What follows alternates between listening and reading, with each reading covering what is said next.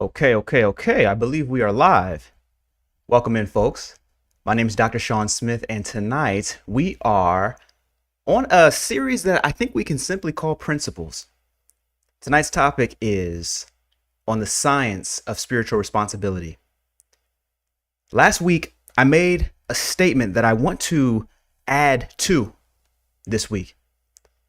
That statement went something like, anyone at any time can experience stress.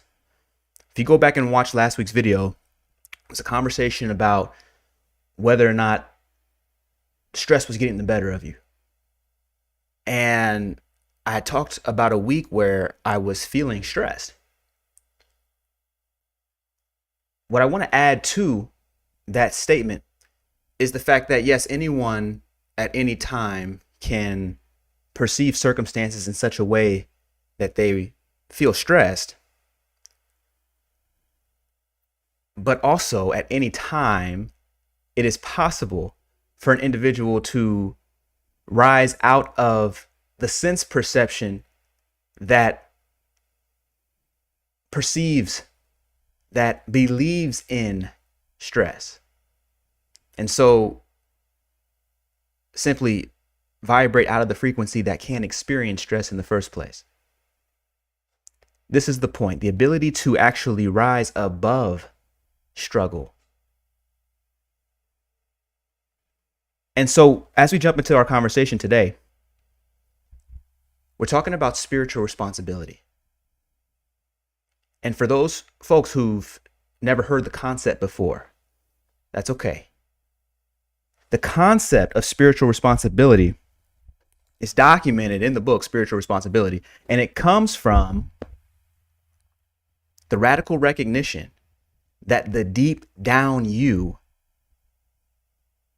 is the author of all existence, is the author of all reality. And therefore, it is possible for you to take radical ownership over your reality. In other words, it is possible for you to say the sacred phrase. And the sacred phrase is, I decide. The sacred phrase is, I decide. Which means that in the event of perceiving circumstances to be stressful, in the event that there are negative emotions circulating within you, in the event that someone has cut you off in traffic, in the event that there has been some grievance, some mistake made by yourself or other people, and when that negativity starts to generate inside, you can speak to the emotions directly and say, I decide how I feel. I decide how I feel. Whatever you may be feeling right now, you can literally close your eyes and say, I decide how I feel. And notice that you are stepping into a power to retract belief away from negativity. I decide. I mean, who else could decide for you?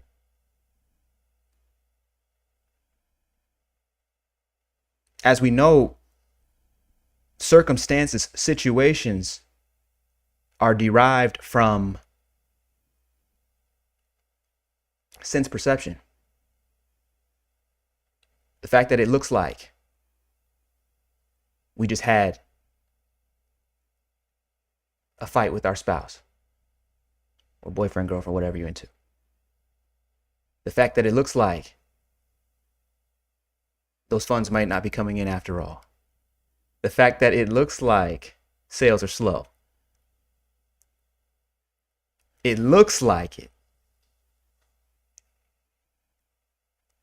But the pain comes from placing meaning on that situation, on that circumstance, and saying, I don't like the way this is going. I don't like the way this is. I don't like this. So the pain comes from meaning.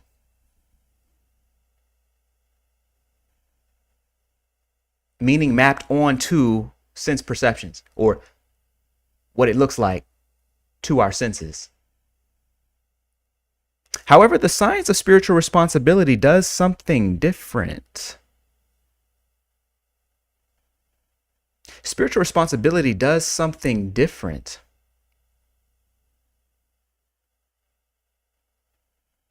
If you notice, when it comes to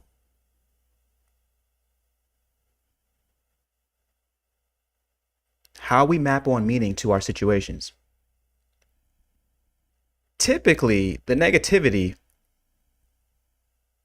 arises from the belief that I don't like what's going on and this shouldn't be happening.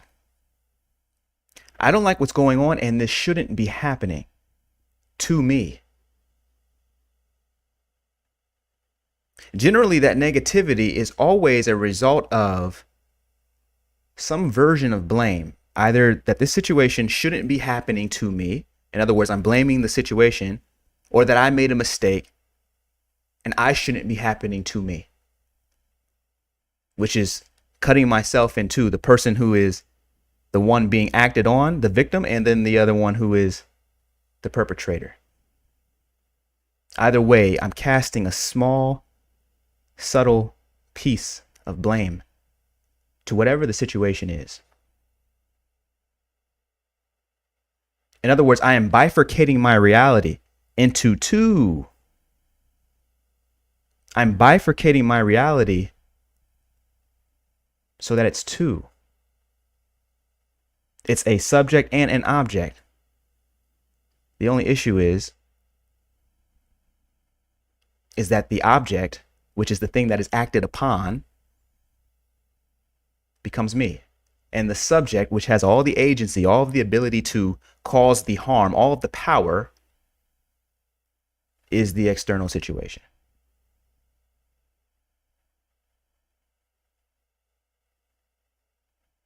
So in the science of spiritual responsibility, what we are doing is wiping away the illusion that there's two, that there's a subject and an object. And we're coming back to this experience of I am. In other words, if somebody is not showing up in a relationship, be it work related, family related, spousal related, makes no difference. Even if that person is all the way wrong, we are still stepping into our capacity with spiritual responsibility. We're still stepping into our capacity to ask, wait, how am I showing up such that this person is manifesting this behavior right now? And the other side of that is, how can I show up right now? How can I decide to show up right now such that this person's behavior gets dissolved in love, such that this person's behavior is no longer an issue to me? What would I need to communicate? Not necessarily with words, but what would I need to communicate energetically at a frequency level? How can I still my mind such that this person's insults are no longer perceived to be threatening to me?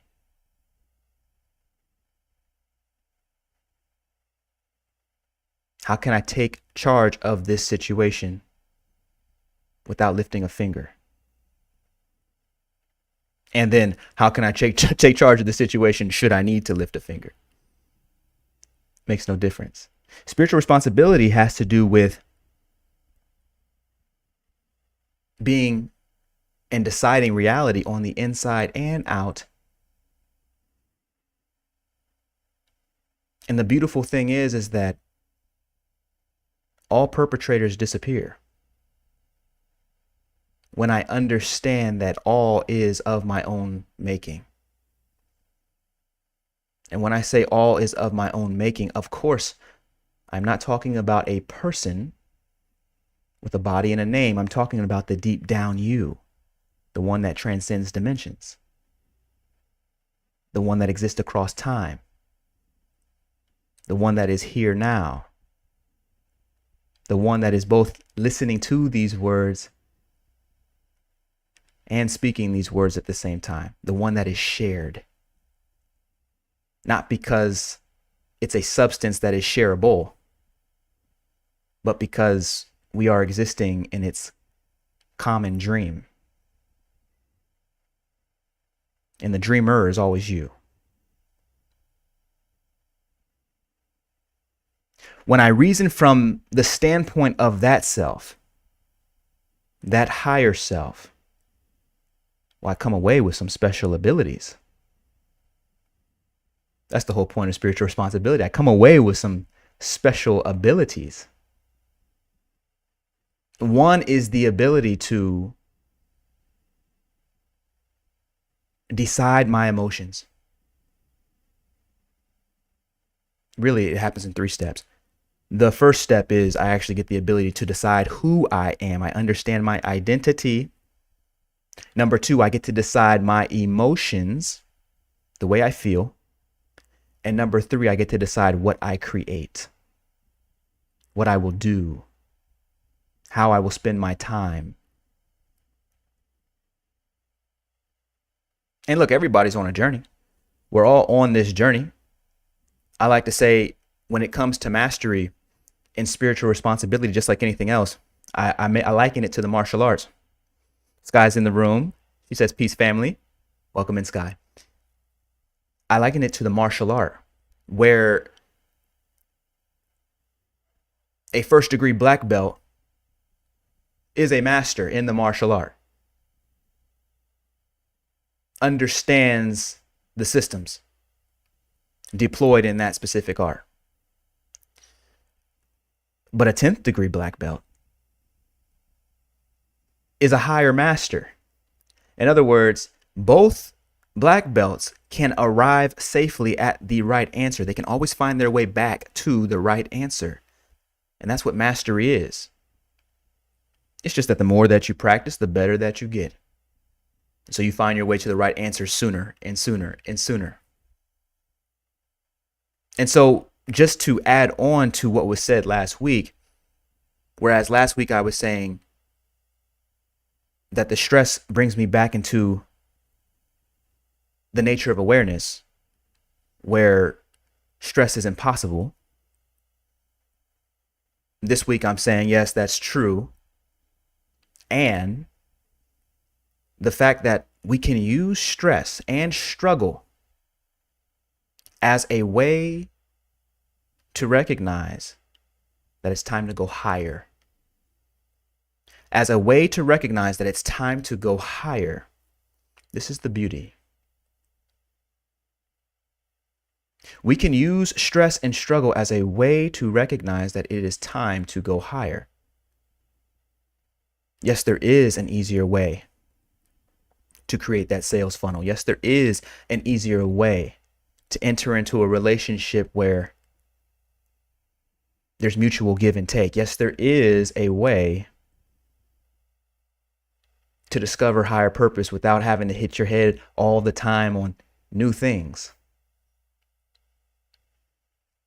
Yes, there is a way to do what you love right now. We could understand struggle as being a level of maturity. And at any given point in time, like I told you, I just had a stressful week last week. I'm on a journey too. At any point in time, you can have a lapse and kind of forget your training. You can have a lapse and forget that the struggle, the feeling of struggle, is meant to remind you to go higher.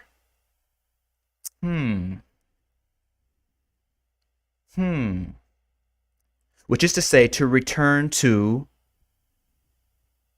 the fundamental equation codified by two words.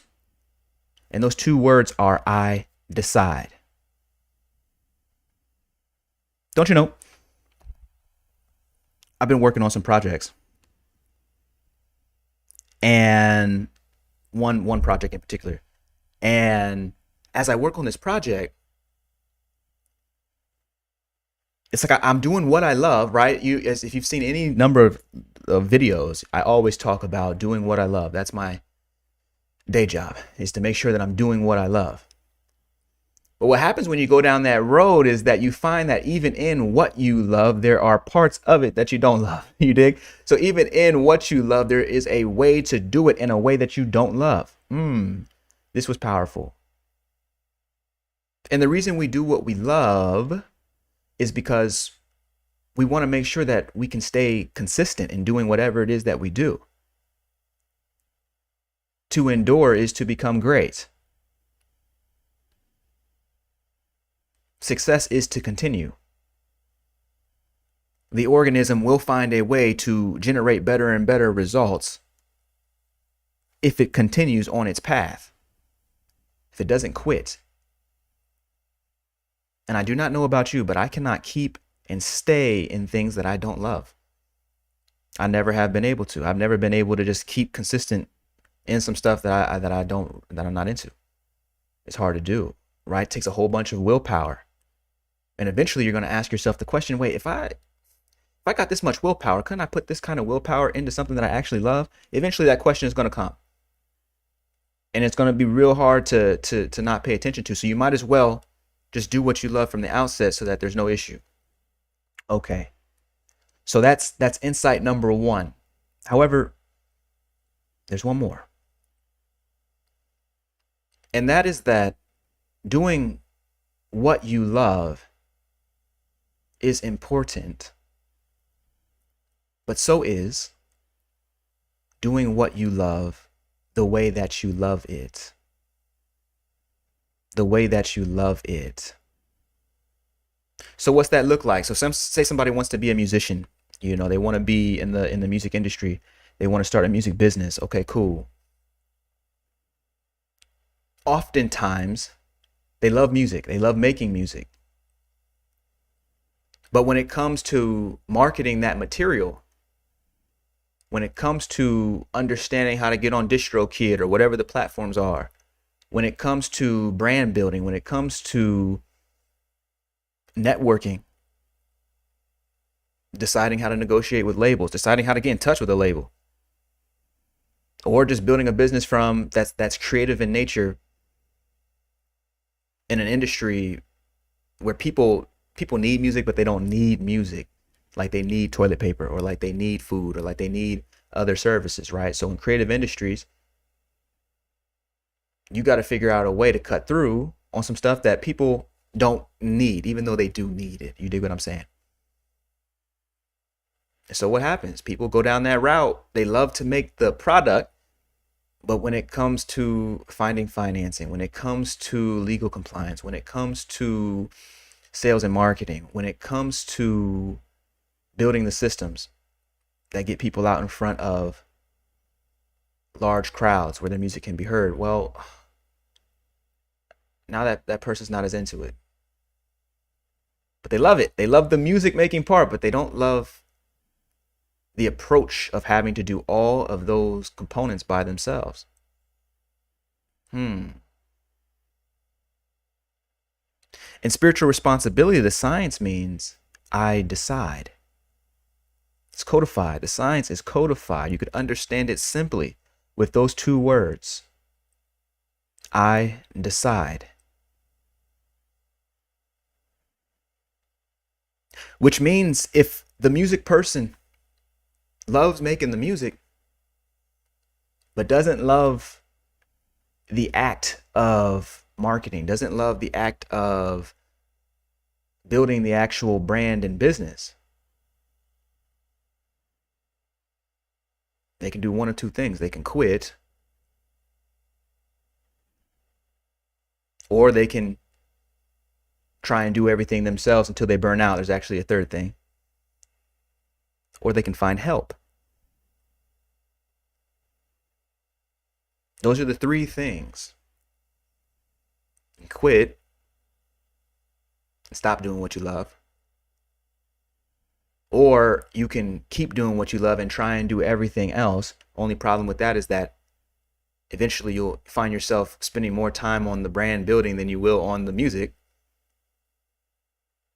And not being nourished by what you love, you end up burning out. You dig what I'm saying? Or number three is you find help. You find the people who can take over for your marketing. You find the people who can build the systems. You find the people who can handle legal compliance. You find the people who can network on your behalf or who already have an established network, right? This is how this goes. But the point is to say, I decide. If you only believe you have two options, which is to quit or do it all on your own because there's not enough money or because there's not enough whatever, well, then you've decided to limit yourself. You've decided on a small scale. You've decided to choose two routes where neither of them end up with what you want, most likely. And so when we say I decide, that first means saying, and by taking spiritual responsibility, we are always saying I decide, which means first I need to decide who I am.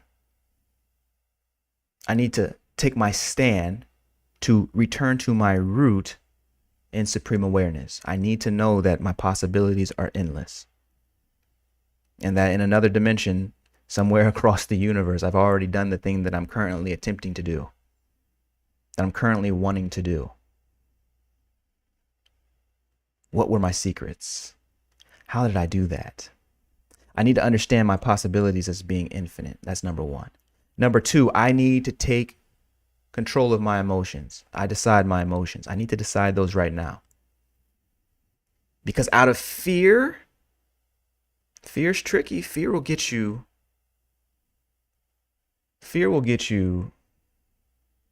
lured in with promises.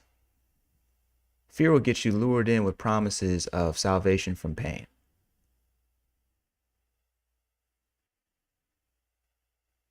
Right? Fear will get you in such a situation that you're trying to do everything on your own because you're trying to just get to a certain point or certain position. You're convincing yourself that if I can just do enough on my own, then help will come. Rather than solving the problem the way it needs to be solved right now, fear will have you putting off the work you need to do right now just so that you can experience comfort right now. That's heavy. That's heavy. And so what I'm saying is that in order to take spiritual responsibility, we are saying, I decide who I am. I need to know I'm supreme awareness. Then I decide how I feel. I re-enter into what is called the I don't mind. My capacity to say I don't mind to what's happening and mean it, right? I'm taking charge. I'm deciding my emotional experience because I need clarity in order to decide the third piece of my reality, which is what I create. I decide what I create.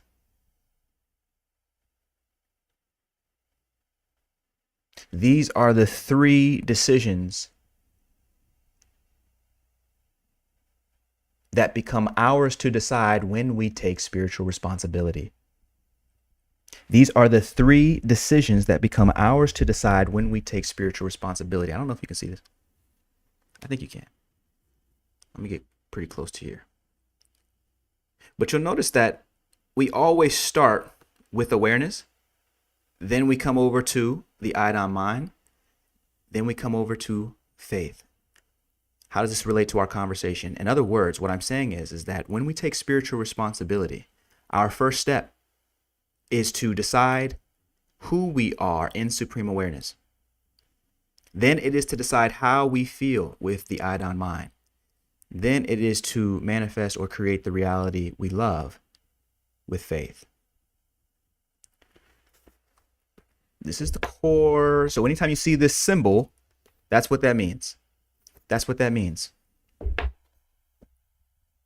And simply put, if you needed a truncated form of what spiritual responsibility actually means, it simply means I decide. Now, a person is limited. A person only does have 2 arms and 2 legs generally by and by.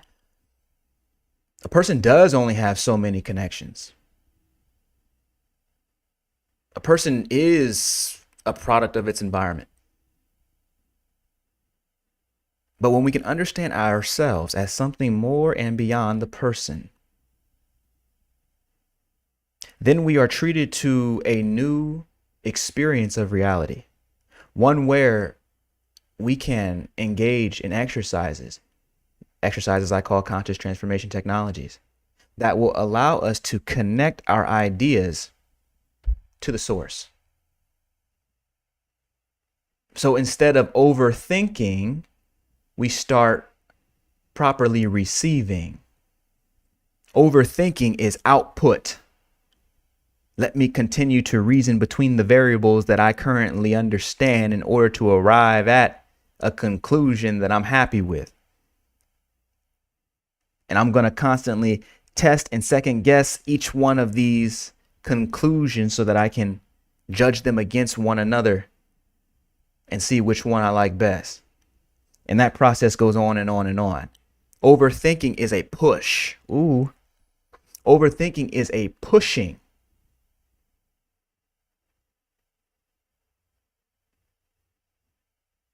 But to engage in conscious transformation technologies such that we take spiritual responsibility for our reality, that requires a receiving.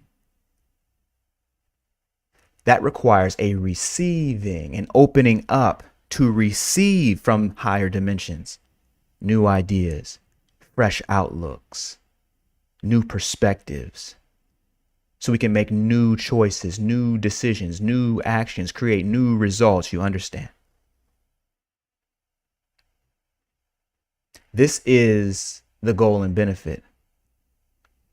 New choices, new actions, new results. But that happens when we are receptive, not overthinking. And if you're a person who is highly intellectual, like myself, then overthinking is a constant struggle. That's something that we've been dealing with for years. I tend to attract overthinkers to my content. Why? Because I've had that experience many, many times. And what I'm saying is that overthinking is a pushing. You can almost think of it as a forcing a conclusion, forcing yourself to get to a decision. But the truth lies in receiving, being open to receive with intention, setting the intention and then allowing the answers to arrive, which means deciding that, oh yes, I am such a being that can create my own reality, which means deciding that, oh yes, I think I do choose to feel clarity and neutrality and love in this moment, which means deciding that, yes, I do have the option to deploy my skills against my own ideas or the ideas that I'm receiving from higher consciousness. Yes, I can create a new reality. This is spiritual responsibility. We're not blaming ourselves from our past, nor are we blaming anyone in the here and now, nor are we blaming a situation or circumstance. Even if it is a so-called real situation or circumstance, we're not blaming it. We're not holding any judgment against it. We can evaluate circumstances without judging circumstances.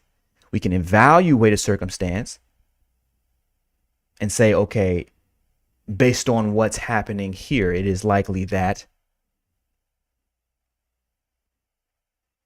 it is probable that I will need to adjust in these and those ways. That's one thing. That's evaluation. But the moment we get into judgment, which is, I don't like what's going on here and it shouldn't be happening, that is a subtle abdication of responsibility. That's no longer taking spiritual responsibility. Spiritual responsibility is saying, I decide. Spiritual responsibility is saying, I decide. So in the case of the musician or the creative, which I consider myself a creative. Y'all saw the thumbnail? Y'all see the glasses? I consider myself a creative, right? Or in the case of the creative, music or otherwise, it becomes an act of divine wisdom to say, not only am I going to decide to do what I love, I am also going to decide to do it the way that I love. Come hell or high water. I decide to do what I love, and I decide to do it the way that I love. Why is that so radical? Because we exist in a world that is trying to teach people to just fit into a system of workers.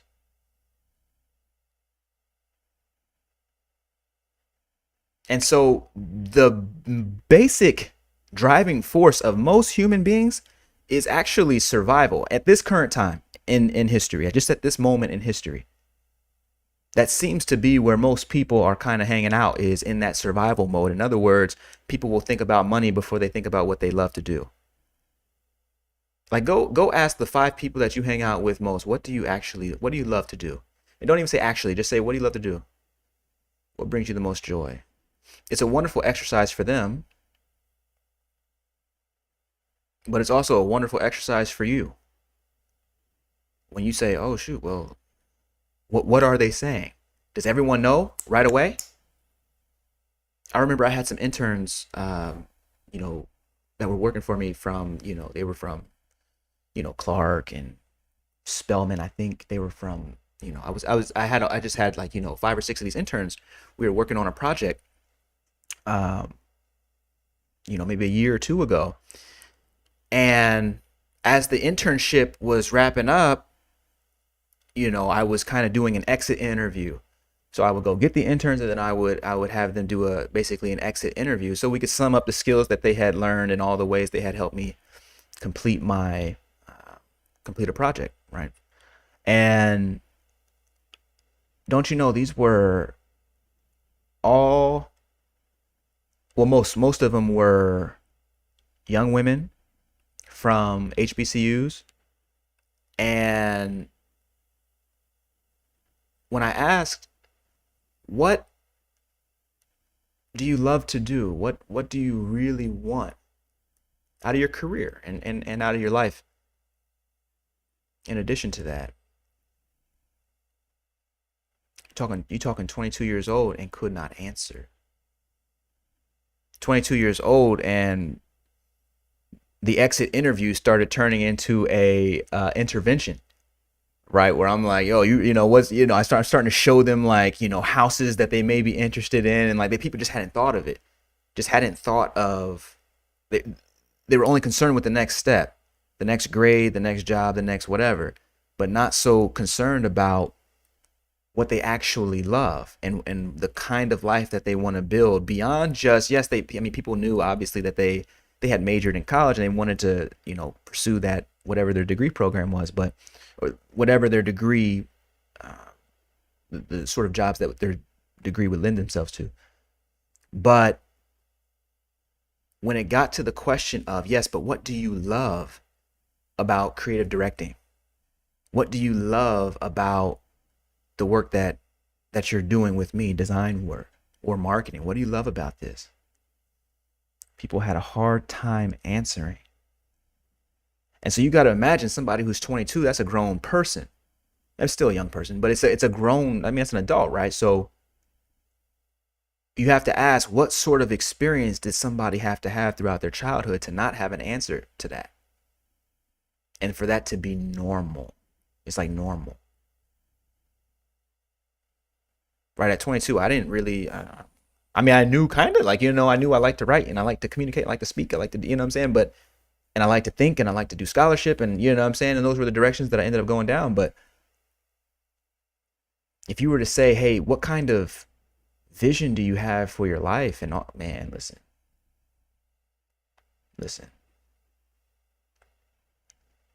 What I'm saying now is that it's so important for us to decide who we are, how we feel, and what we create. And so much of that is about listening on the inside. I see some folks just coming in the room. Valente Fanning, he says, so we decided to be supreme awareness. You cannot decide to be supreme aware. Oh, well, Valente, actually, let me see if I'm understanding the question. Okay, welcome in, Shango. Welcome in, Kamar. Shango says that thumbnail. Well, Shango, what, you like the thumbnail or not? You know what I'm saying? Like, I have Felicity go get me the glasses and everything. Kabias in the room. Welcome in, Kabias. By the way, Kamar, Kabias, did you all finish your the reality bending training course, the pre-training? I definitely want to know what you think about that, because I mean I did it myself today and it was I had a blast with it. Okay, so Valente, can you? It's Django says it's serious. All right, I'm gonna take that as it's serious. Okay, so Valente saying, so we decided to be supreme awareness. Valente, can you restate that? I'm gonna answer in the way I think you're asking, but I'd like for you to restate it. Which is okay. Kamar saying yes. Excellent. So Valente saying, so we decided to be supreme awareness. We cannot decide to be that which we truly are. We can only recognize ourselves as supreme awareness. And that must be done through exploration on your part.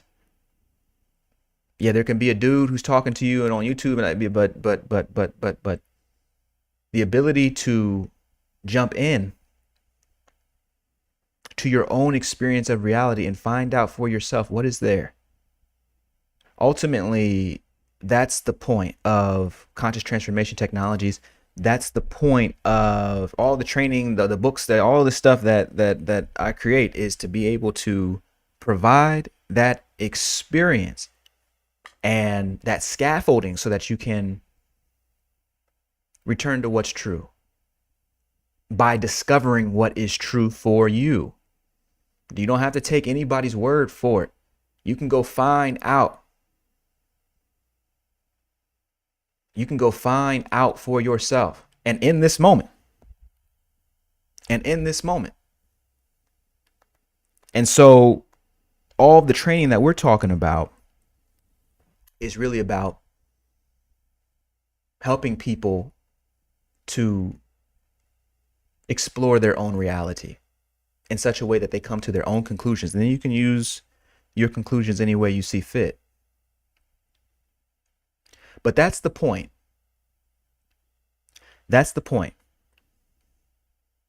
Okay, so Shango saying, I have not yet in the AM for, let's see. It says, I have not yet in the AM for me though. Okay, Shango, I think I missed the context though. So Valente, let me know if that is if that's getting at the answer to your question. Okay, Valente saying, thank you, Dr. Shawn. Roger that. But let me know if that's for real answering your question, because I want to make sure that I'm getting that all the way right. Okay, Shango saying concerning the course. Right on. Okay, let's see. Yeah. All right, roger that. So again, as we're talking about the science of spiritual responsibility, truly it's summarized in two words. I decide, right? I decide internally what is true, and I decide externally what is true. If you were to even that is not quite appropriate, but it is a kind concession to the person who believes that they are a person who exists inside a body and that they are experiencing an external world. Someone who has not seen through that illusion, we say, okay, let's first teach you, share with you, unlock your capability of deciding how you feel so that we can unlock your capability to decide what you create. Again, mastery does not mean that you're always perfect, that you always, are spot on. That's a level of mastery. We just want to get to the level of mastery where you can always find your way back to the right answer, where you can always get clear. Sure, you may have an hour or two of stressful thinking, but then you return to silence and you know to do that. So instead of spending years and decades feeling lost, feeling like you don't know where you need to be, and feeling somehow that you're off from purpose, you shorten those decades down to a few hours. That's cool. I like that ratio. Yes, yeah, I like that ratio. I like that ratio a whole bunch more. Where I spend 99.9% of my time in spiritual responsibility and only 0.01 or whatever the case is anywhere else. As opposed to the opposite. And so there is a level of courage. Oh, Roxanne Harrow. Roxanne saying, right. Excellent. Welcome in, Roxanne. This is, I think, a first time new name I'm seeing. Welcome in. Yeah, so Roxanne saying 99. Exactly. 99. I need 99%. Yes, we like to do 100% and all of that, but we're on a journey. And the journey to get to 100%, that's wonderful. But right now, I simply need to decide.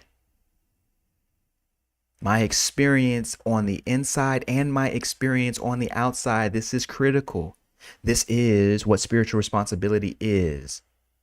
The technologies that we use in order to train ourselves to master spiritual responsibility, which is to say to master our reality, are called conscious transformation technologies. We can train in these much like a martial artist or a boxer trains in his or her or their fight systems. Remember, D was in here the other night. He had just came back from boxing practice.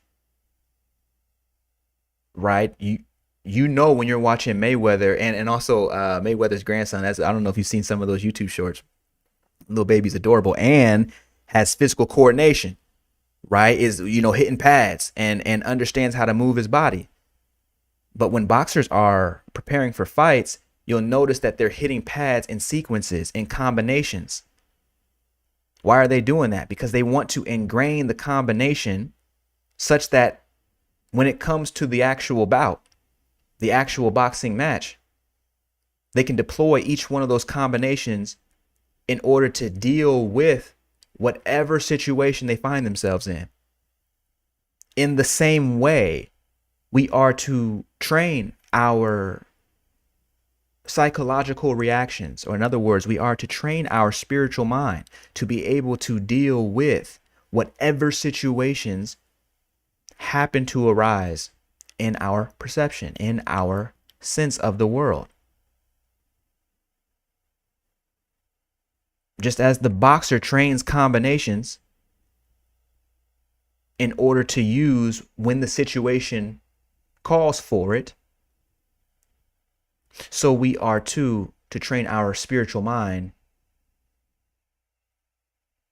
to create the right solution at the time that it's called for it, and at the time that calls for it. Someone let me know if that's making sense. That's what conscious transformation technologies are. They're like a martial arts system for the mind. Our ability to train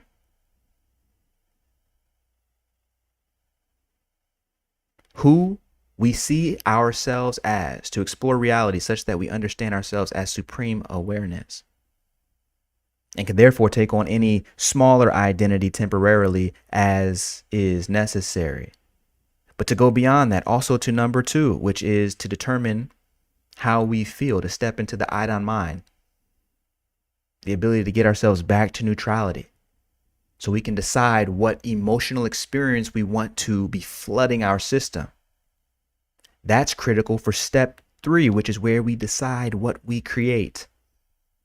Hard to be creative when you're in survival mode. How many know it? Hard to be creative when you're in survival mode. How many know it? Hard to be creative when you're in survival mode. And survival mode is just predicated on fear. And so if there's fear coursing through your body, whatever you try and create is going to be laced with, is going to carry the scent of that fear. It's not the time to be trying to take bold decisions when you haven't handled the fear that's within. When you haven't handled the fear that's within, it's one thing to have a little bit of trepidation. It's another thing to not be able to handle it. It's another thing to not be able to strip it of belief. It's another thing to not be able to put fear in its proper perspective such that your behaviors can rise above it. That's another thing entirely. Valente saying, say that. Yes. Yes. Kabaya saying, yes, it's making sense. Roxanne saying it's something special. Kamar saying, ooh wee. Come on, that's what you sound like to me. That's exactly right. It's like when we want to be sure that we are indeed in charge of our reality, we've got to be very vigilant of fear. The reason for that is because in fear, you can't quite know, and I think I said this a couple weeks ago, you can't quite know if whether or not your reactions are coming based off of the heart space, based off of love, based off of something you would decide were you in your complete sane state of mind, or if it's something that's just leading you to more comfort, to get you temporarily out of this problematic situation. You see, that's the real issue. That's the real concern.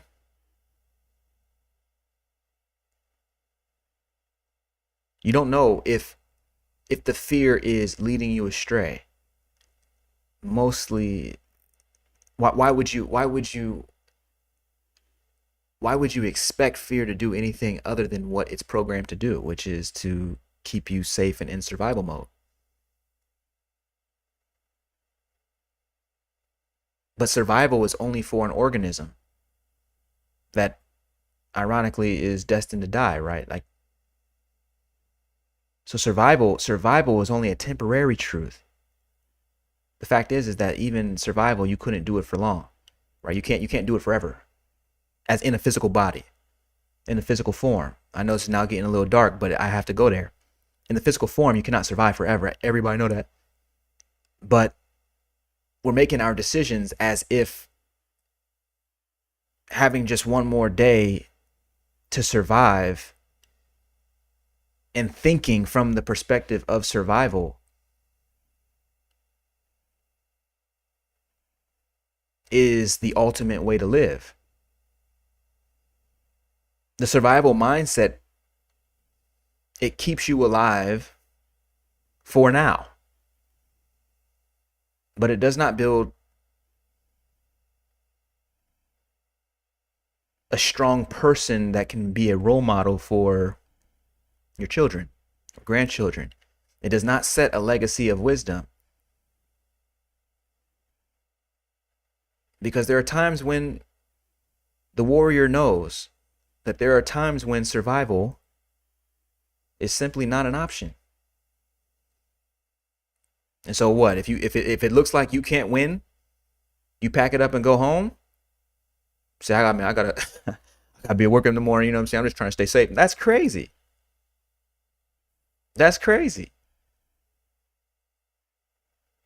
There's a time for self care, and then there's a time for self fulfillment, for allowing yourself to be so absorbed in an activity that you lose yourself.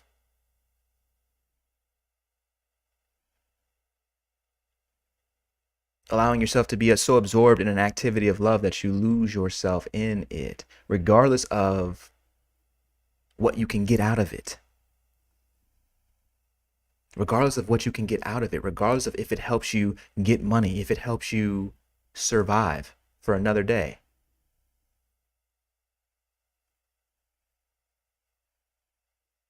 Do you believe that most people are in survival right now? They're thinking about money. They're thinking about how to keep the lights on. They're thinking about putting food on the table. That was an old statement I used to hear all the time. Putting food on the table.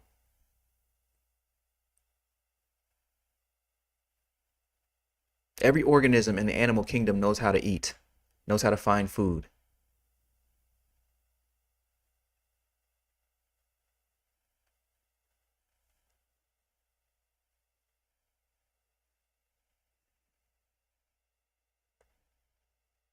Show me the man, the woman, the person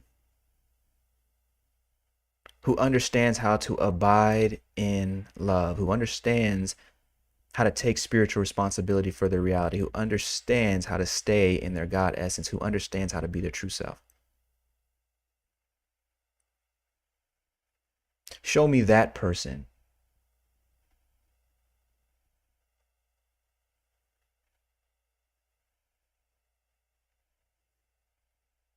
And I'll show you somebody who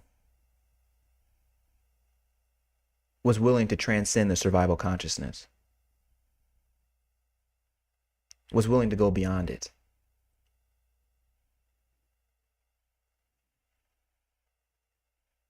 Was willing to do it. That's so, I cannot say how important that is for anybody to get. Everybody needs to be reminded. And I do believe we need to be reminded more than we need to be taught.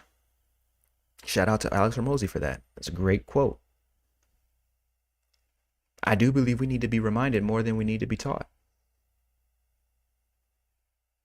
And survival is we call it a necessity, okay, but my God, do you believe there is a way to both get our needs fulfilled and do it in such a way that is conducive with our higher values?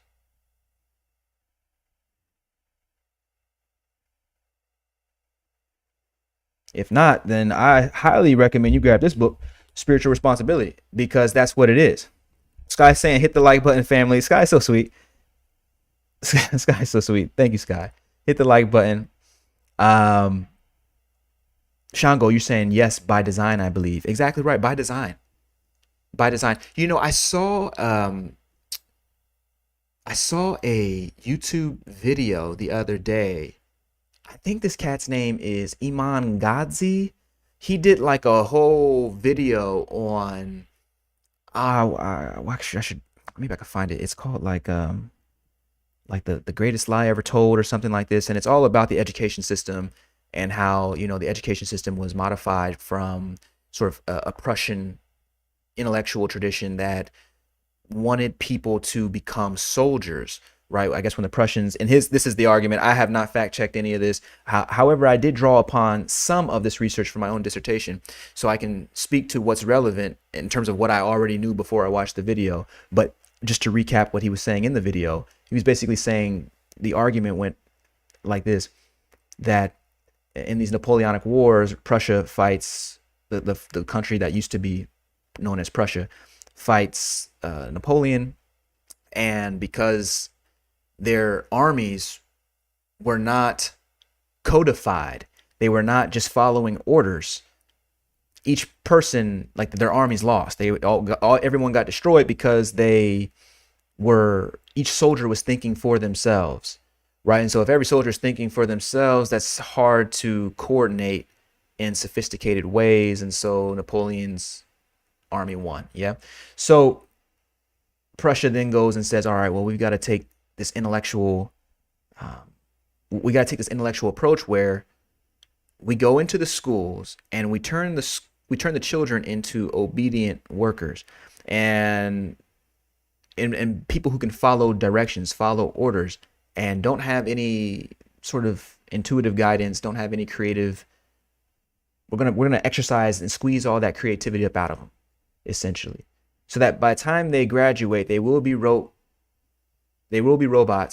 who are experts in rote memorization and know how to follow orders.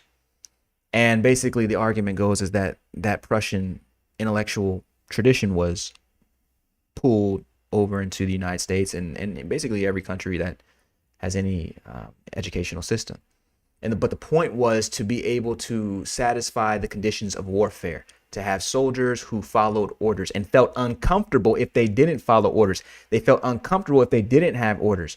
In other words, if you're a person who if you're always looking for somebody else to tell you what to do, right, that comes from that training where we're sitting in classrooms for 8 hours a day, looking to a teacher to tell us what to do, to tell us what our assignment should do. You raise your hand in order to go to the restroom. You have to raise your hand in order to speak. You have to raise your hand, right? It is sort of this prison model of education where people don't come out knowing what they want, right? I just talked about my interns who could not, after 22 years of being alive, who could not say what they actually wanted for their lives.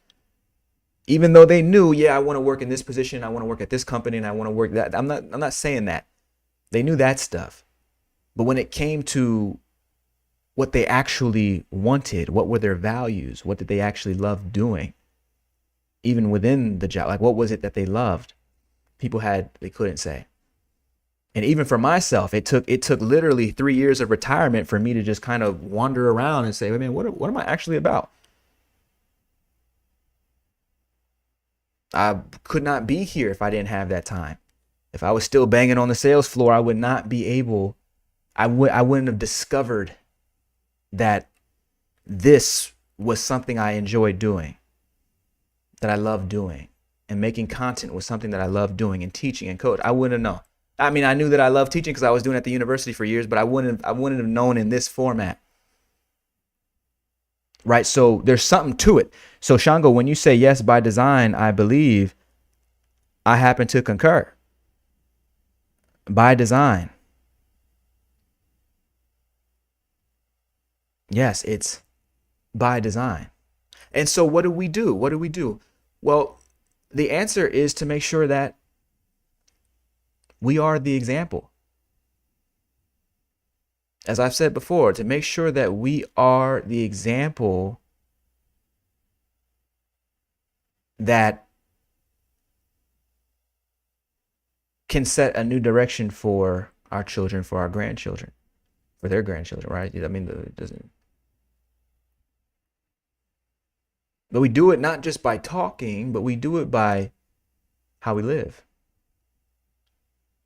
That's why I say training in conscious transformation technologies is so critical.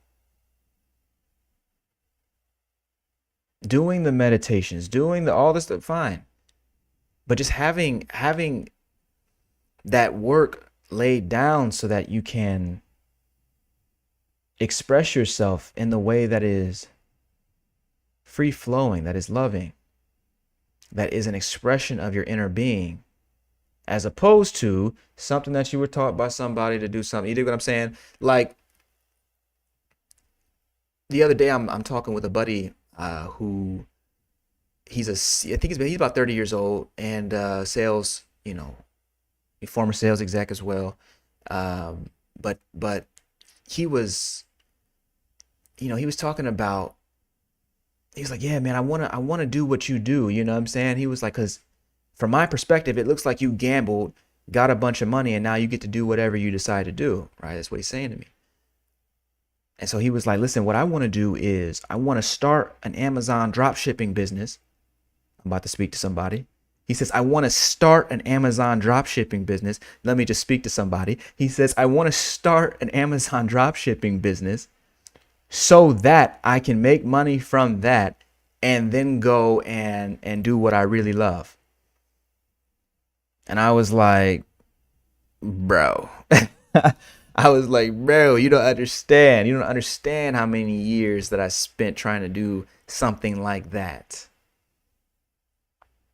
Years I spent trying to do something like that. Oh, let me just go ahead and do this other thing over here that's completely unrelated to what I'm talking about, but I know makes money. That's survival. So that I can get over to the thing that I love. And I was like, dude, okay, listen, what do you actually love to do? He's 30 years old, couldn't really answer. He's like, I don't just couldn't answer. I don't know. And so I was like, there's a couple things that are going to happen once you go and try that drop shipping business. One, you're going to find out that it's harder than you think. And you're going to find out that, like with any business, you set it up and there can still be complications. There could be fires that you have to go put out, new suppliers that you have to go and negotiate with. Amazon could change their terms or change how they market, change the platform in some way. Now you've got algorithmic changes that you have to hustle for and keep up with. And if that's your primary bread and butter, don't you think that's going to take time away from whatever it is that your secondary venture, which happens to be your primary love? Don't you think it's going to take time away from your secondary venture, which happens to be your primary love? Don't you think it's going to take time away from your secondary venture? The problem is that secondary venture happens to be your primary love. But of course, you can't tell me what that is just yet. So what are the chances that you're going to go and do a drop shipping business and then discover what you love and then actually be able to go and do it while this thing just runs in the background? Right? I know cats want to think like that. And it's enticing, when you see people doing webinars and they're saying, oh man, you can do this and that and the third. And it's like, you can do this and that and a third.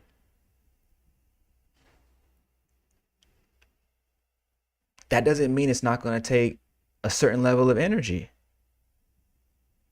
And the person who loves the game of that, is going to win all day, because they're going to be the ones who find out how to do the thing that they're going to be spending time around it. They're not doing the work so they can get away from the work. They're doing the work and getting energized by the work. That's a different beast. How you going to compete with that? That dude's doing the work and getting energized by the work. Oh man. So he can work a 16-hour day and still be cool and get 4 hours of sleep and be back right up in the morning. He loves this. But you're going to work your 8 hours or maybe your 10, only to go to sleep and then wake up again having been out competed. Because he's doing time and a half on you. Other man doing time and a half on you. This can't make sense. This can't make sense. So I told him that. Dee Dee's in the building. Dee Dee says, hello, fam. By the way, folks, I hope that you're enjoying these lives. They're not quite deep dives, but I think they're kind of more like the Principles series. I think I'm going to call this like a series. Like this is almost like the Principles podcast, where we just go through principles of spiritual responsibility. And at the time, I need to like finish writing content so that I can do the shorter form stuff at some point. You know what I'm saying? So like I'm like in the process of doing that, plus a few other things. So I hope you're enjoying these lives while as we're in the season for them. So anyway, let me get back to what I'm saying. So Didi, it's so good to see you. I was hoping to see you, you know what I'm saying? Were you here last week? I don't know, but I don't think you were. So it's good to see you now. Okay, so when I'm talking to bro, like he was like, okay, so I don't know what I love. What should I do?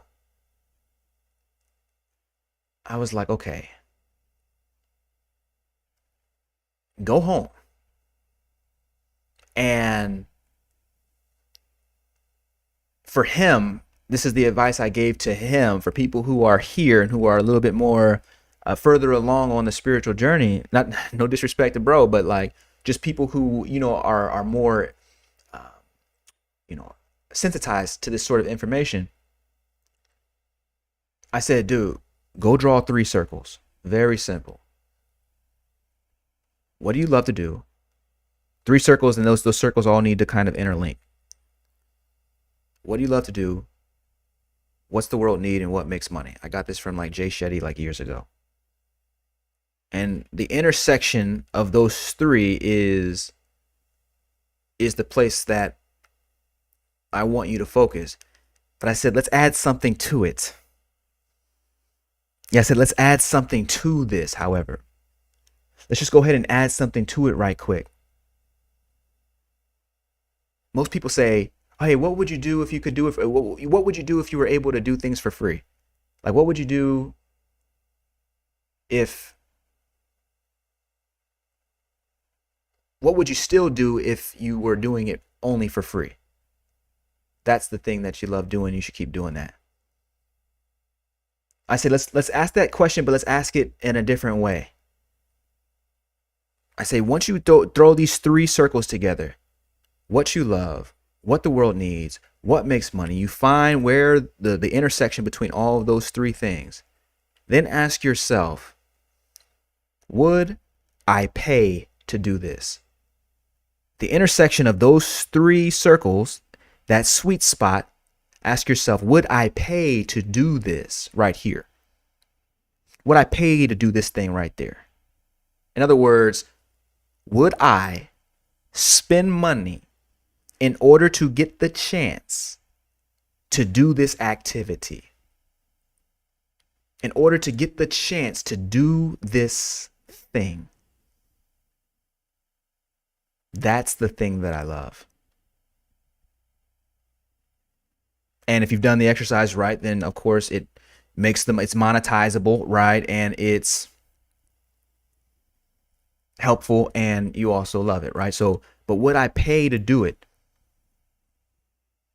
That's a different kind of question. Would I pay to do this?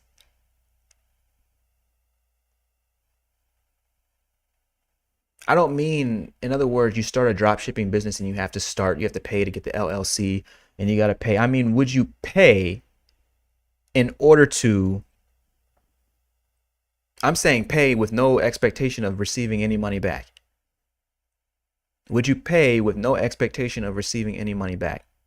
Just to be in the game of being able to call suppliers and negotiate with vendors, negotiate with the FBA, or I think they call it the FBA, Fulfillment by Amazon Fulfillment Center, right? To be able to identify what a market actually needs, and then identify that gap. Like, is that really what gets you jazzed up? Huh?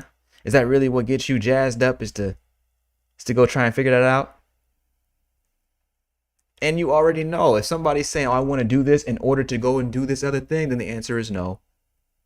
Because when you love something, it's an end in and of itself, right? So the real question is would you pay to do this without expectation of any return?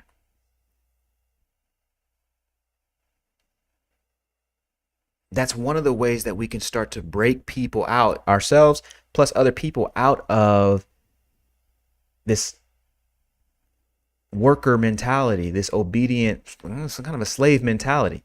Not kind of, it is. And get actual true freedom. But we can ask ourselves that same question. Let's say that you are doing what you love. I love making content. But there's a way that I can make content in a way that I don't love. I know some cats come out and they're making content every day. They be up on here every day. I'm like, gee, champ, I don't know. Like, I don't know. I kind of like doing the other thing. You know what I'm saying? I like doing it my way. Maybe one day it'll make sense for me to be up on here every day. I got a lot of respect for people who can do it every day, but as long as they love it. But if I'm forcing myself to do it, come on, man. I'm not about to do all that. Because eventually that'll show in the energy that I'm coming to you all with, and that would be a mistake unless it's driven by love. If it's driven by love, that's a totally different thing. Love authorizes it. And so if I'm saying, oh man, would I pay in order to be able to get up on here every single day and make content? Free flowing, no edits. There's no music on the lives. You know what I'm saying? Is that something I would pay to do, to be able to do it every single day? That's an interesting question. I would certainly like the option. But pay to do without any expectation of return? Yes, I mean I would like the option. If I'm asking myself that question right now, actually. That's good to know. That's good to know because now it's like, oh, is that an option? I haven't thought of doing that before. I just assumed that I wouldn't enjoy that. But it's like, well, hold on. Maybe asking the question opens up a new realm of possibility. If we can be doing this with every one of our decisions in such a way that, I'm saying scheduling time to sit down and actually plan this out, to think about what we're doing. That's quite helpful. Because now we can do things in a way that is guided by a force that's higher than survival, by a consciousness that's higher than survival. Somebody put yes in the chat if all that's making sense.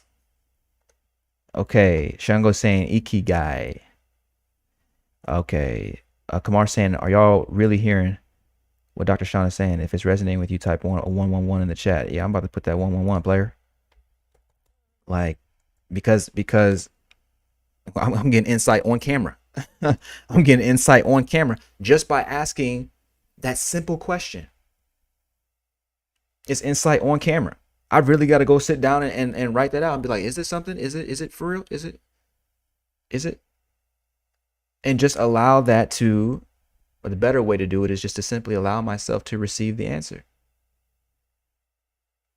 Having received it, I want to document it. And so that's the beautiful thing of asking these questions and coming from a place that is higher than mere survival mode. And don't get me wrong, every single person, if you were born in the United States, if you're born pretty much anywhere, this was the conditioning of the 20th century when everybody here was born. Unless, I mean, like, there could be some 21st century cats in here, but most, even still, right? Even still, over the last 100 years, this has been the situation.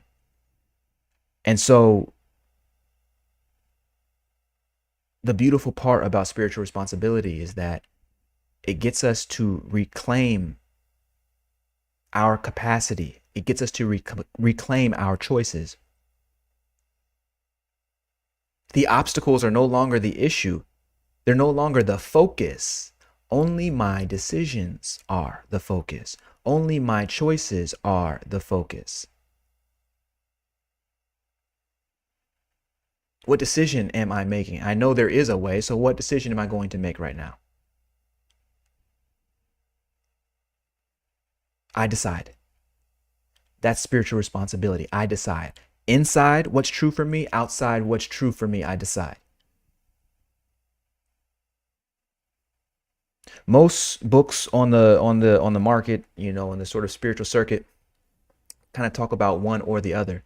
With spiritual one or the other in terms of like emotionally, right? Think Eckhart Tolle's Power of Now, which is really about making sure you're centered and at peace.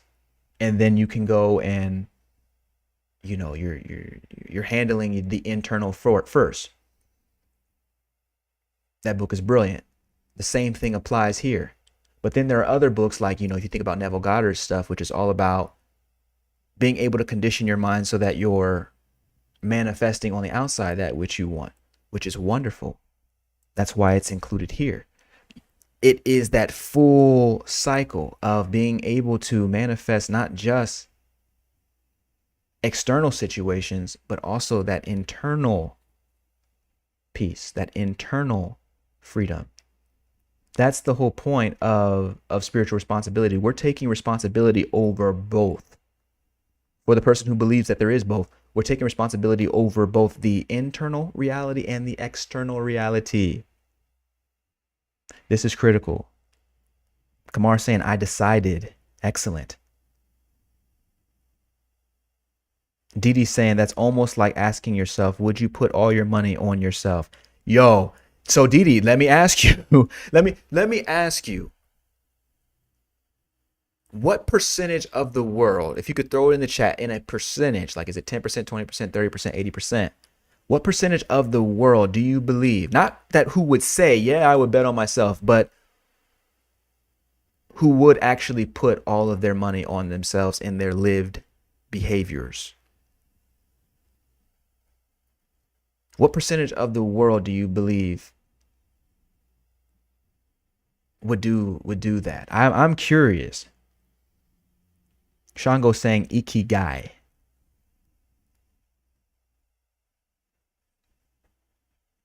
Shawn go, let us know what ikigai means.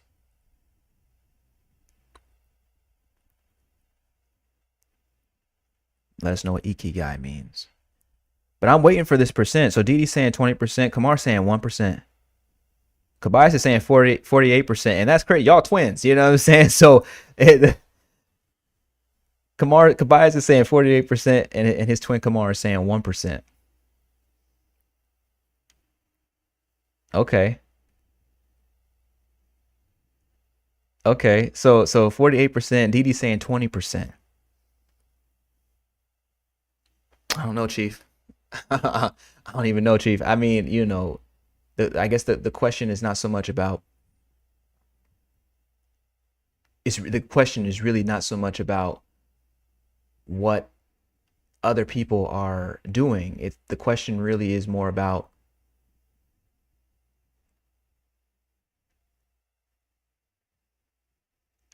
how difficult do we see the decision?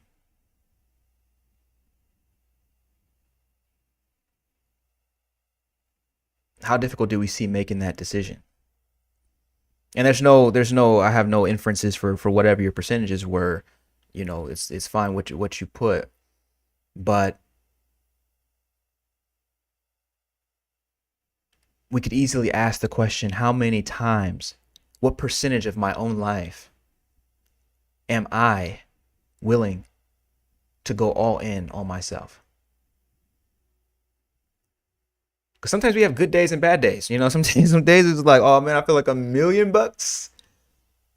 I'm firing on all three modes. I decided who I am today at Supreme Awareness. I decided to step into the I mind, and I decided to create my reality through faith. Wonderful. And when we see the results of that, and it's like, oh man, I just manifested $20,000 or $30,000 or 100 or to whatever it is, or I just manifested this special relationship, or I just manifested this special experience. It's like, oh yeah, you know what I'm saying? Like, God is good, you know what I'm saying? We start doing all that. But when things ain't looking, when it's not looking, then all of a sudden it's like, oh man, you know, we're back in survival mode, and back listening to the advice of people who never left survival mode. And it's not that those people are a problem. It's only that we're looking for somebody to tell us what to do once again, just like we're kids in a classroom, rather than saying, I decide, and tapping back in to that force within that actually decides. That God force within that actually decides. Everybody needs reminders. I say everybody. I certainly do. most people I know certainly do, especially the people who are out here living the life that they otherwise wanted to live. But even in circumstances that you chose and that you love, you still have to make sure that your actions are congruent with that love. There's a way to do what you love and a way that you don't love. Right? You can do what you love, how you don't love it. And that gets us back to the musician, that gets us back to the creative who feels like they have to compromise in order to keep their art alive. No. No. I decide. This is the model, the ethos of spiritual responsibility. If you get that, then you understand spiritual responsibility. Just make sure you know that I decide means it comes from that inner place. That place where we say, it's not I decide as a person, it's the I that I am that decides.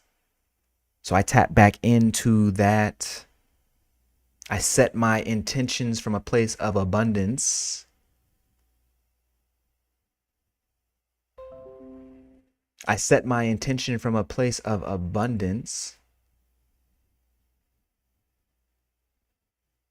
And I allow my good to come to me. I allow my good to flow to me.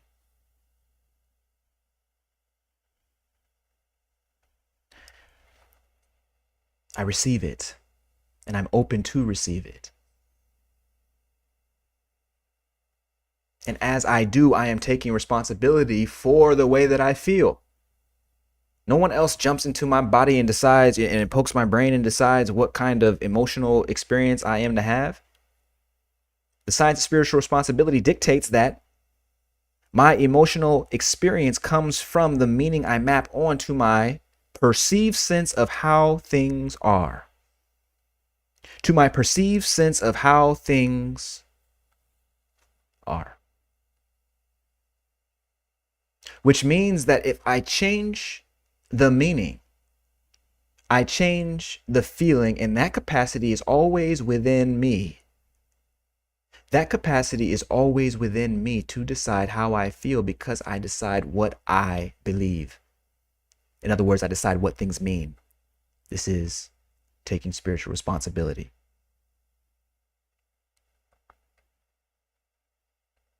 Conscious transformation technologies are the pathway. It's how we do it. But learning these skills like a boxer learns his combinations allows us to be prepared for whatever circumstance happens to arise. And if it seems that the circumstance is just a little too big for us right now, well, guess what? We can still find our way back to the right answer. We can still find a way to hone our combinations, to hone our system, to hone our training in conscious transformation technologies so that in the rematch, we're ready. This is the science of spiritual responsibility. And so Shango is saying, Kamar's saying that's powerful. Kamar's saying, let's be real for the 1%, I think. So Shango's saying that method of using the circles with your intentions is a Japanese method of discerning what you think is important to you and really looking inside yourself and answering the question for yourself. Okay, so ikigai of saying, as a matter of fact, I think that does come from Shetty's sort of, he might have said that, but thank you for schooling us on ikigai, this concept of, discerning for ourselves what is true by asking ourselves the sort of questions that generate inner answers rather than rote answers that were prescribed to us from an external source that frankly likely wanted us to just be obedient, likely just wanted us to follow in footstep, in lockstep with whatever the program was. I've got so much I can say about that. My dissertation was in part about this. but that's another time. Okay, so Dee Dee's saying, now that I've discovered me and learning how the inner me works, I'm all in. Yes. Yes. Learning how that inner me works is so critical. And so, folks, when it comes to our conversation tonight, and we're talking about summing up the science of spiritual responsibility, really with 2 words: I decide. The next time that you are facing an emotional experience, even a negative situation, I really want you to feel the power of saying, oh, wait. I decide my emotional experience, and watch how you suddenly can. Watch how you subtly do. You'll say, I was feeling all this anxiety and all this. I decide my emotional experience. And suddenly you step into your power to determine how much belief you want to place inside of that emotional experience of anxiety. Oh, sure, the anxiety can be there, but must you believe that it's a problem? And when anxiety arises and it has no belief on it,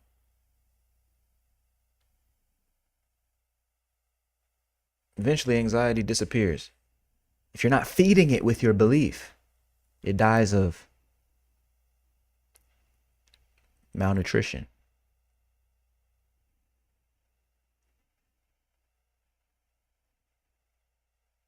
And you discover another power, which is the ability to think of an emotion and have it actually come to you. Kamar and Kabayas should have been able to explore this fact for yourself in the pre-training that you went through today. Being able to think of an emotion and actually summoning that emotion to the forefront of your consciousness. But you can only do that if you say, I decide. If you get caught up in, oh man, that person is making me anxious, or that person is making me this, or that person's making me that, you're stepping away from your power to decide your emotional experience. In other words, you are closing the door on the possibility of the I-don mind. Of saying, look, I don't mind to what happens, and you can mean it. Because you know you can change it. So you're not worried about a temporary appearance. I don't mind. And it's not even bothering me because I decide my emotional experience. I can't wait for you to try this. Start looking for opportunities to feel a kind of way. Start looking for opportunities to be like, ugh. Start looking for opportunities to have that negative, judgmental reaction. Being open to yourself, making these slight negative judgmental reactions. And as you feel that energy of judgment appearing in your experience, say to it, I decide. And notice that that negative judgment becomes like a small child that you can easily set down. I decide. It really doesn't matter what kind of emotional experience, if it's a relationship, if it's whatever. I decide. And by the way, it's easier to decide it's easier to decide your emotional experience when you have returned to your root in supreme awareness. In other words, when you take charge over who you are, your identity. Supreme awareness, as Valente was pointing out. When you can take charge of and stand in that one, possibilities of reality become wide open. You understand that you are the all in all across all dimensions, across all time and space, not in mere thought, but in your experience. You can sense this. Reminding yourself of who you are now, it becomes really easy to say, oh, wait, I decide. I decide what this emotional experience is. Inside of this manifestation that is a person, I decide. And I also decide what I create, what I'll do next. This is the power, folks, of spiritual responsibility. I always want to make sure that people understand exactly what I'm talking about when I'm talking about spiritual responsibility, because it's such a concept that, you know, in the world of politics, people talk about taking personal responsibility. Why don't you pull yourself up by your own bootstraps, that sort of stuff. And most people are doing a good enough job of taking care of their house and their family and their kids. And, you know, like, I would not be spending my time talking about that. But spiritual responsibility, where we say, oh no, I am actually the all in all, and I'm going to reason from that perspective, such that the limitations that appear to the person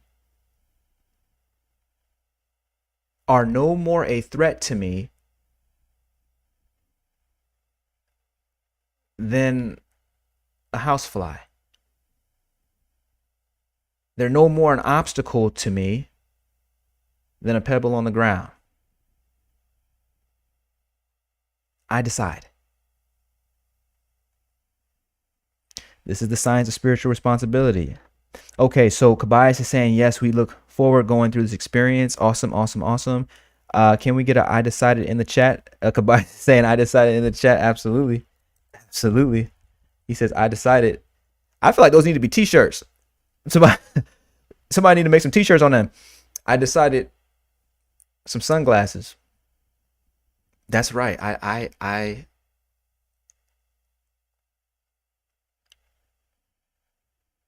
decide.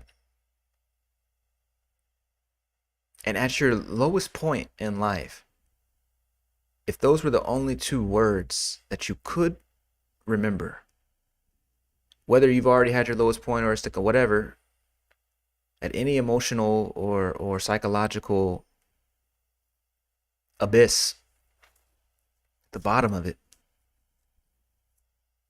if you could just remember the words, I decide,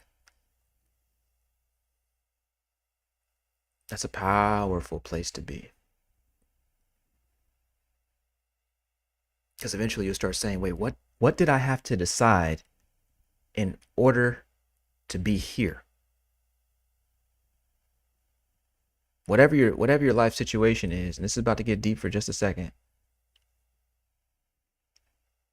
at some point you would have to say, if you actually follow this to its natural conclusion, this concept of spiritual responsibility to its natural conclusion, you would have to deduce that whatever situation, whatever your life experience is at the current moment, you would have to say, you'd have to ask, what did I need to believe? Who did I need to believe I was in order to arrive here? In other words, what did I have to decide in order to create these circumstances? Whether your life circumstance, your life situation is amazing right now or not so amazing right now, that capacity to say, what did I have to decide? And what can I now decide in order to make it what it could be, what it would be, what I will have it be? These are some powerful, powerful ways to think. And the difference between, you know, I heard people talk about radical responsibility and personal responsibility. All that stuff comes from the idea that you are a person. Spiritual responsibility comes from the idea that you are God. And it's not even an idea. It is a lived experience. Not God in the sense of the dude in a toga with a white beard who's throwing lightning bolts and resembles Zeus. message, but the one that is connected with the all in all. In fact, to say connected is too much. It's the one that is the one, the great I am.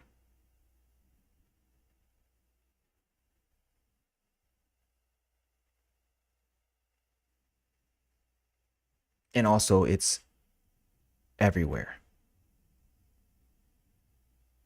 So there is no sense of superiority with this conversation. There is no sense of this person is better than this person. No, no, no, no. It's all one. It's all the same. So we reason from that place. We build our societies, our institutions, we develop everything, raise our families from that place, from that position. Much different.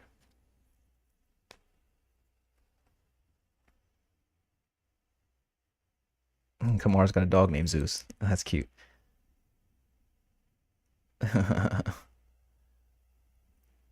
So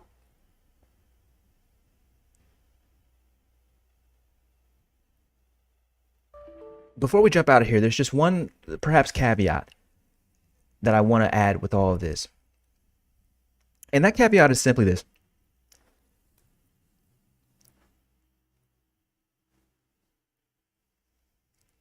Everyone's not ready for this conversation.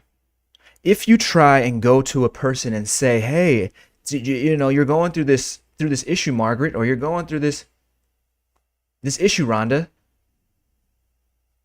what you really need to do is take spiritual responsibility and say, "I decide to the situation so you can decide who you are, how you feel, and what you create." Bro, somebody who is not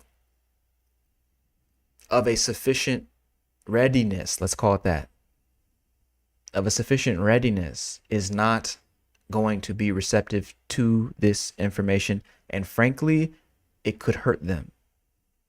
It could hurt a person who is not ready to receive this.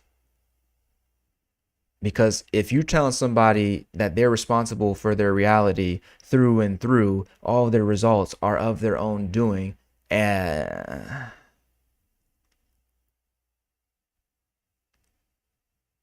a person who's not ready for that could reject that. That's why I say this channel is not really for everybody. There are people who have to do work before they can understand what I'm saying. Like, yeah, anybody can understand my words, but do you really get what I'm saying, right? And so as a result of that,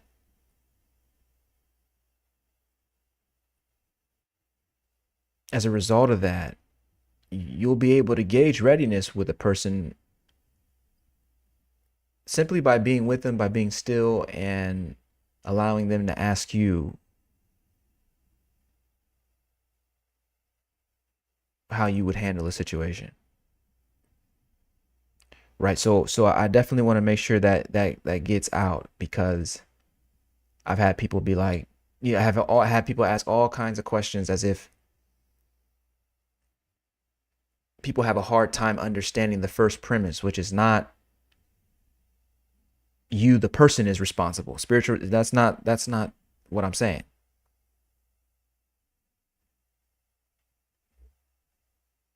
The person has personal responsibility, that's fine.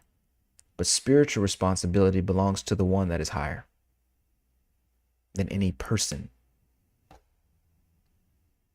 And so until a person knows that dimension of themselves, it's going to be real tough to explain this in such a way that people get and vibe with and understand, and you know what I'm saying? So it literally is about allowing people to come to you and say, "Hey man, what are you doing? Hey champ, what are you doing though?" And so Princess Arabia, I've been here all along. I decide she's like, she came out the woodwork. She came out the woodwork. It's kind of like we used to play hide and seek as kids, right? And I don't know if that ever happened. In my mind, I'm just imagining some kid coming out that none of us had seen, didn't know was playing with us, and it was like, "Yo, I've been here the whole time. You're it." You know what I'm saying? That probably didn't happen. Anyway, the point is that Princess Arabia, welcome in the room. It's so good to see you once again. Kamar saying the I am, absolutely. Absolutely. And so folks, with that, with that, I'm going to wish you a very good night and or good day wherever you may be in the world. And I'm going to ask in this week that you'll use moments of agitation as opportunities to say, I decide. And to watch what becomes possible the moment you utter those words, I decide. Both for your emotional experience and for your external experience. I can't wait to see what you come up with. I can't wait to see how you are able to decide your reality. And of course, in deciding your reality, elevate the frequency of our world.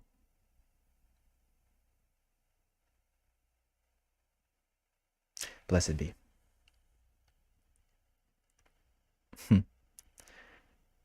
Princess Aradia says, just listening while on my PC. Awesome. Kabais is saying, hang in, champ, sending positive energy to all of you wherever you are. Remember, you decide with much love. Bye for now. My Kabais. Princess Arabia saying, I'm getting that book. Amazon? Yep. You can get it on Amazon. Kamar saying, yes, a very good night. Bountiful abundance and in the I decide.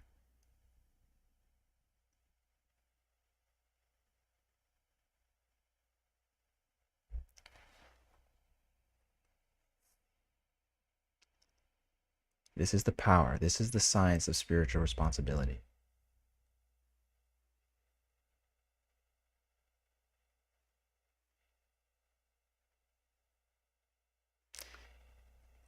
Thank you for joining. See you soon.